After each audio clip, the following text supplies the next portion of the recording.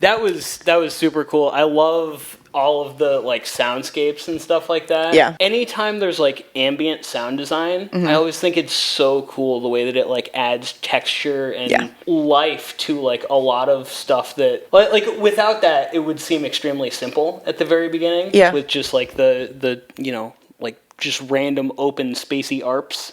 But like having the natural soundscape as like a backdrop, it's almost like it's like framing a scene basically. Yeah. No, definitely. I think that's super cool. There's like a really fine line between simple and boring, you know, but that's an important distinction because I feel like sometimes like the best music and the best songs are simple. Because they're not like being overly worked to death, you know. Yeah. But at the same time, it's like not boring. Yeah. You know what I mean? Like you have to ride that line there. But yeah, I love ambient music and just like really big reverb that emulates like natural spaces though. And you sound like you're outside, like in a forest or like by the river. You know, I mean, it's called Ether's Creek. Yeah. Like he's definitely trying to give you that vision, I think. Well, and that's the thing is everything sounds so open and spacey, and it really does like set a scene. It's almost like an establishing shot in a movie, right? Yeah. Because like you've got the intro that is very minimalist, and so it kind of like frames where you're at, and then it's almost like the scene starts when like that kind of like breakbeat thing comes in. Yeah. And so I think it's really interesting the way that you can, talk about like different forms of art, like cinema and music and that using like almost the same terms or like similar stuff like that. And this felt very cinematic to me. Yeah. Oh, big time. But yeah, the first time I heard it, it spoke to me so much. I was like, this is definitely significant and something that definitely more people need to know about. Like, yeah. You can just really feel his soul through it though. Like he really put himself into this and it comes out, very clearly, I think. Yeah. Because there's so much music that is just cookie cutter that's just, it's like what people think people want to hear. So they make it, but it's not necessarily you living your truth through your music. You know what I mean? And so I definitely felt like this was like, all right, this is very true to, I don't know him that well, but I can feel it. You know what I mean? Well, you can feel it through the music. You saw my genuine reaction when just like the initial like sound design stuff came on. Yeah. It like immediately just grabbed me. Yeah. I was like, this is something I'm going to be entranced by. Exactly. Yeah. So definitely, I like to put it on when I'm like, gaming or reading or just getting ready or cleaning around the house, whatever. Just anything that's like, involves doing an activity, I guess. But that you want to set a vibe. Yeah. I constantly have music playing in my house when I'm there. Like there's always something going on. I don't like calling it background noise though, because it makes it seem like elevator music or like easy listening or like insignificant, But it's more like soothing is the way I look at it. It gives me peace of mind. Yeah, if you're putting something like this on, it is soothing, it's relaxing, it helps you zone in on something. Yeah, it's very zen. It's meditative for sure. Yeah, exactly. Or, if you're the type of person who likes to put on, your favorite pop bangers to sing along to or whatever, that's like, as opposed to being zen, it's like euphoric. Yeah. You're doing these things that maybe you don't like to do, like doing the dishes or folding laundry or whatever, but you're like, but now I'm having a good time doing like it. Let me throw some serotonin in the mix and make it not so bad. Yeah. That's actually kind of fun. Now I'm having fun doing the dishes. Who would have thought? This is also like insane, the dynamic range on this too. Like you saw the frequencies on there and you're like, there's going to be a moment when I'm going to need to turn the levels down here for a second because that definitely happened because I was like, I put this at like a decent volume. Yeah, for like and the then intro. Like the initial bass drop happened. I was like, holy shit. Yeah. Yes.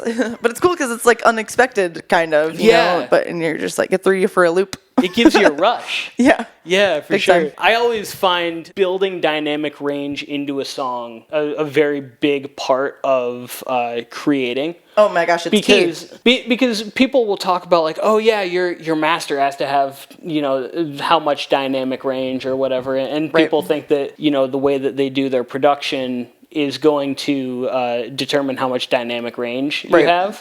But really, it's about writing the dynamic range into the song, like the arrangement. and having sections that are maybe overblown or like really saturated with a lot of things. Exactly. And then having more open space. And I think that dynamic range is a lot more of a composition element than a production element. Definitely, big time. But yeah, because you could make all the adjustments on your mix and master all day, but if you just have your drums and everything going full rhythm and everything the whole time and not changing it up and having any dynamics and like taking elements out and bringing them back in and stuff, it gets boring and you get ear fatigue very quickly. You have to definitely keep it changing up in order to like stay interested in the song. Well, ultimately. Going back to the Mikey videotape song, that was another thing that I really liked was the dynamics in that song. Yeah. And the way that like elements, got taken out and brought back in, especially the beginning of I believe the second verse,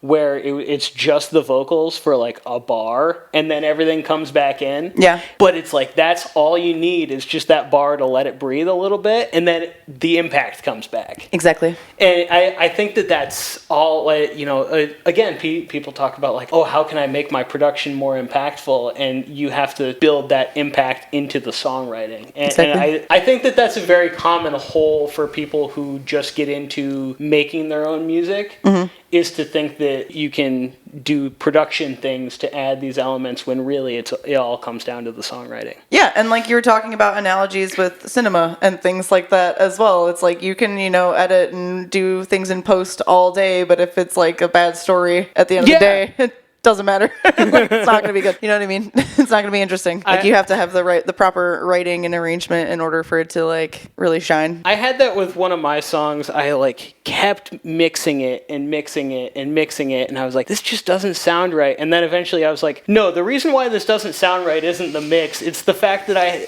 haven't put anything, like it's not interesting enough. I need to just go back to the drawing board, start from like the basic ideas and build it back up again. So my next song, kind of pulling off of what we were talking about in the first part with the lost art of the album, right? And being able to have a really cohesive storyline and like arc as far as the different tracks and the way that they play off of each other. This is one of my favorite songs from a new album that just got dropped on December 1st by a group called Super Cassette. And they had one song that blew up in 2020. It went viral, called Be Gay, Do Drugs, Hail Satan. That's awesome. I like it already. and it was kind of like a meme song. So it's really funny because like it's a genuinely good song, but it got memed a lot, and so like the artist is kind of like, man, I like that I have a popular song, but like they're like, that's not the one. Can people like something else that I've done? I feel like that's definitely like a double-edged sword kind of, because they're like, well, now we're popular, but not for like the thing that we necessarily aren't like want to be known for. Yeah. Listen to our other music now that you know who we are. Like, so they've been around since 2016. Okay. But this is off of their brand new record called Continue. This song is called Bastille Day. Okay.